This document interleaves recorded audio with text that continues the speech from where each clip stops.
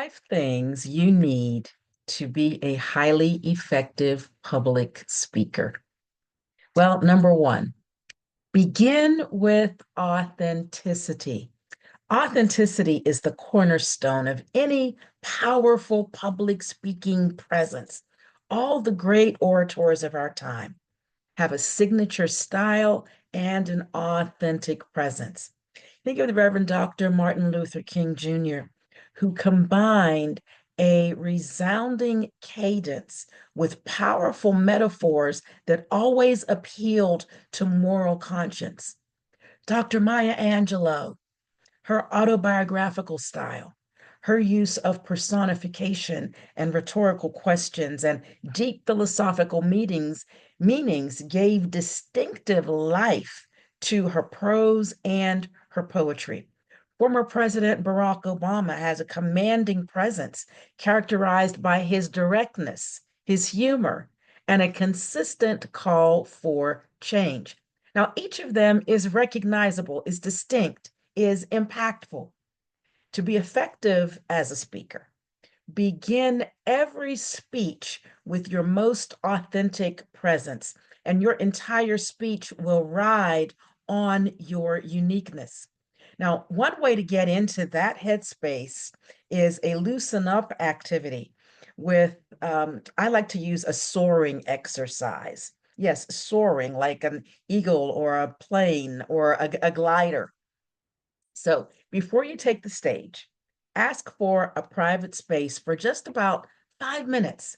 It could be a secure office, it could be a conference room, it could be a large private restroom, or if you're in a studio or a theater, it might be the green room. Preferably, you want to be able to lock the door because what I'm going to show you how to do is not something that others would understand if they saw you doing this. But bear with me here. When you're in that private room, position your arms out to the side like the wings of an airplane and just pretend to soar.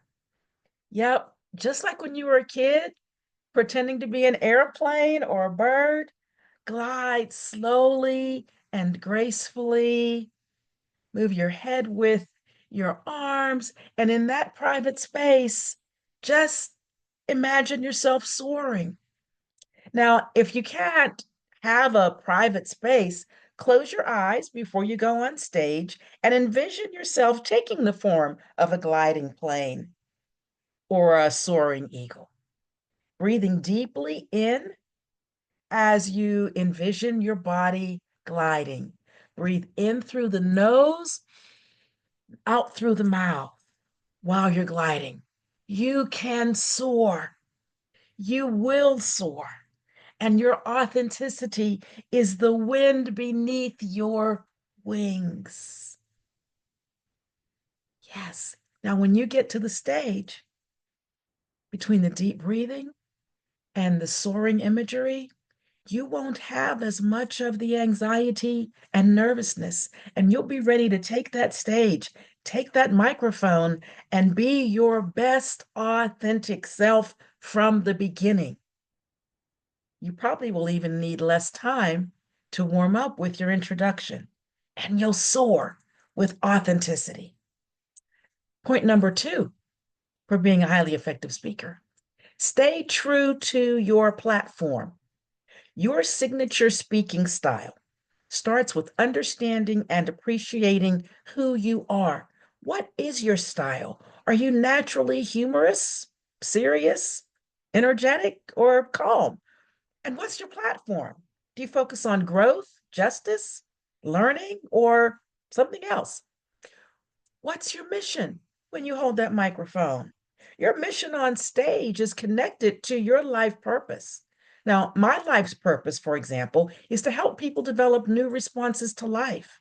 So, whether I'm speaking to an auditorium full of people, whether I'm counseling an individual, instructing a small group, preaching to a congregation, or just talking to friends, people find new responses to life. And then what are your strengths? Lean into them. You will shift the atmosphere effortlessly and become known for your signature style of doing so. Point number three, bring your experiences. Share experiences that connect with your core message. Audiences respond better to vulnerability and real life anecdotes than scripted perfection.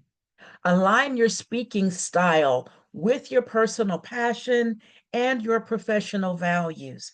This helps your message come across as sincere and impactful. You have a lot inside of you. Trust the value of your journey and your story.